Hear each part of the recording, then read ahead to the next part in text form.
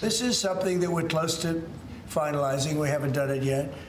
But they put up $500 million. Interest and everything else would go to that account, meaning go to the trade school. And, it's a big investment in trade school done by very smart people. And then their sins are forgiven. So we have a good chance of getting that close. President Trump says his administration has reached a deal with Harvard University after a months-long feud and legal battle. Now he's asking other universities to sign a compact to uphold the administration's higher education policies or risk losing federal funding. Let's bring in American Culture Project senior fellow Corey DeAngelis. Corey, welcome.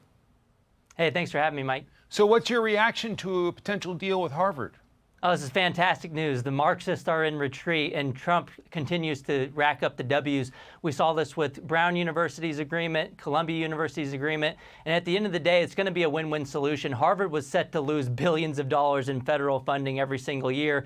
They saw the writing on the wall, and so this is good news. I mean, they should lose federal funding for other reasons as well. I mean, they're so political. If you look at Open Secret's website, 95% of the political contributions from Harvard University affiliates have gone to Democrats. It's a one-sided political organization as opposed to an educational institution. But I'm glad that they are retreating on this issue and trying to be more reasonable with President Trump. Although they just hired someone named Lahore Vajistan, a drag queen. So Trump may want to reconsider that deal and maybe make that part of the conversation too. All right, the Trump administration is laying out a set of operating principles it would like universities to agree to in exchange for preferential access to federal funds.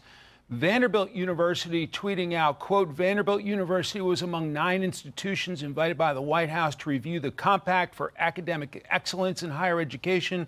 We look forward to carefully reviewing the compact and providing meaningful feedback to the administration. What is your assessment? Yeah, look, Trump's got his foot on the gas to make education great again in America. And look, with this higher education initiative, it's returning a sense of sanity and merit to higher education, getting testing involved again, whether that's the SAT or the ACT.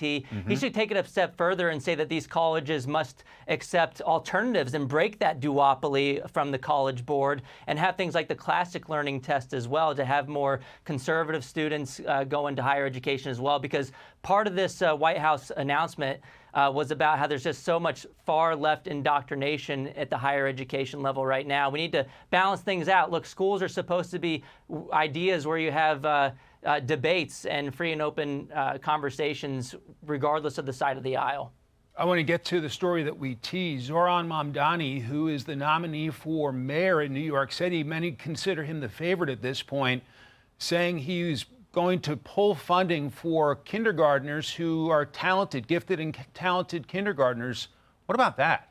He's not just pulling funding for those kids, he's pulling up the ladder from behind himself. He went to a private school himself here in New York City that cost over $60,000 per year in tuition. It's your textbook champagne socialist, school choice for me, but not for thee. And look, these kids need a better opportunity. The problem is that Zohran Mamdani is a socialist who doesn't have to live with his own policy proposals.